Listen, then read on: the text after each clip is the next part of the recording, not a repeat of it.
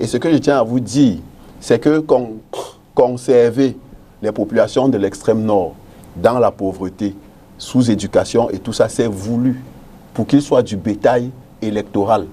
C'est essentiellement ça. C'est cynique, mais c'est ça la réalité. Vous ne pouvez pas, on ne peut pas nous dire que depuis 20 ans, 30 ans, il dit qu'on construit les écoles. Je crois qu'il y a le ministre Issa Chiroma qui est parti dans une école où on avait, je ne sais pas trop quoi, des pailles et je ne sais pas trop, et je ne sais pas quoi. Et ces écoles sont nombreuses comme ça, où on crée l'école, il n'y a aucune infrastructure. Les enfants partent à l'école pieds nus. Un enfant qui va à l'école pieds nus, à un moment, il est obligé d'arrêter d'aller à l'école. L'enfant ne peut pas boire une eau potable. Il y a des choses qui existent, il y a des choses qui doivent être faites, il y a des projets que même le RDPC a mis sur la table et qu'il n'implémente pas. Prenez le taux de réalisation du BIP dans l'extrême nord. Et pour cela, je conseille à tout le monde, c'est possible d'aller consulter sur le site du ministère de l'économie et de la planification. Vous trouverez le BIP 2021 et vous verrez les réalisations de 2019 et de 2018. Donc, les taux de réalisation du budget d'investissement public sont parmi les plus bas du Cameroun. Lorsque vous le faites, c'est pour que vous allez dire que M. Biya... Pardon? Qui est responsable? C'est le chef de l'État qui est le responsable en dernier ressort. C'est lui qui les nomme tous. Qui est responsable de l'exécution? Eh bien, c'est lui qui les... Pardon? C'est le chef du pouvoir exécutif, comme son nom l'indique. C'est le chef du pouvoir exécutif. Lorsqu'il y a des choses qui marchent bien, vous dites que le chef de l'État est trop fort. Il faudrait que quand ça ne marche pas, qu'il soit responsable du fait que ça n'a pas marché. Et franchement, on dit souvent qu'on ne met pas le cœur. Mais à force de parler de ça, c'est vraiment énervant. Parce que c'est une région qui a un potentiel fou. Il est juste question de développer ce potentiel. Et vous verrez que l'extrême nord sera l'une des régions les plus riches du Cameroun. On ne manque rien là-bas.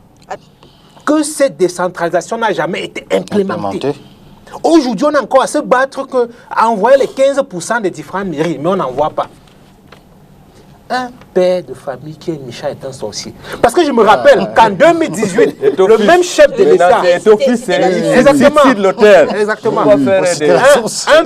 Un chef de l'État qui, en 2018, pour se rendre à Maroua pour faire l'élection présidentielle, on a arrosé la ville de fond en comble.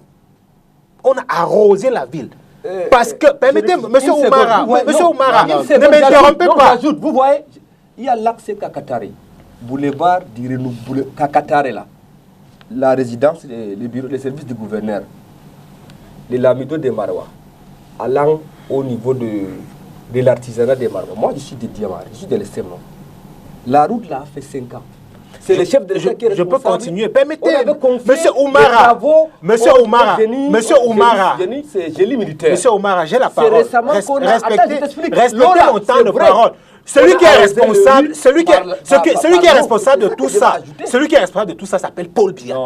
Je le dis et je répète et je l'assume. Celui qui est responsable, Monsieur Oumara, souffrez d'écouter les autres, Monsieur Oumara, souffrez d'écouter les autres. On vous a écouté. Alors, je dis celui qui est responsable de tout ça s'appelle Paul Biya. Il a Yaoundé, il a tout dit. Je vous explique, et depuis que je vous explique, vous avez la tête dure à comprendre. Je dis en 96, il est la première personne à mettre la décentralisation. La décentralisation et le progressif. Arrêtez ça, 24 ans de décentralisation. Maintenant, on a 24 ans de décentralisation. Vous appelez quoi le progressif? Voilà. Bon, la décentralisation est progressive. Maintenant, vos frères qui meurent à Maroua, allez leur expliquer que la décentralisation est progressive. Qu'est-ce que vous parlez? Les gens qui sont... Monsieur Oumar, vous devez avoir honte. Les enfants vous regardent à la maison. Vos frères, vos soeurs vous regardent à la maison. Est-ce que si on vous amène, à Kousséri, on met ces populations, on vous demande est-ce que vous allez répéter ce que vous dites? Si on vous demande d'aller expliquer ça à Kousséri, vous serez en mesure de les expliquer ça. Mais vous devez arrêter. C'est ce que j'ai dit avec vous. Je répète, le responsable c'est Paul Biya. Les opposants. Ça n'a rien à voir avec... La société civile. Ça n'a rien à voir. Sous les doigts du président Paul. Mais est-ce que c'est faux? Quel est l'homme le plus puissant du Cameroun? Quel est l'homme le plus puissant du Cameroun? Quel est l'homme le plus puissant du Cameroun? Citez le nom. Quel est l'homme le plus puissant du Cameroun? C'est pas vous qui posez les questions. Alors, mais puisque la réponse est évidente, c'est Paul Biya, le chef de l'État.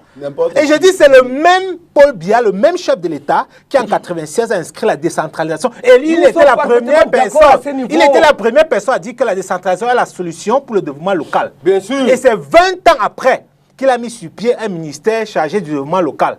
Aujourd'hui, le développement local, zéro. Comment zéro? Décentralisation, zéro. Demande au maire. Je vous dis, monsieur Alara. Il te donne le point. Monsieur, je dis décentralisation. Monsieur, décentralisation, zéro. Transfert des compétences, zéro. Un homme méchant, un papa méchant est un sorcier.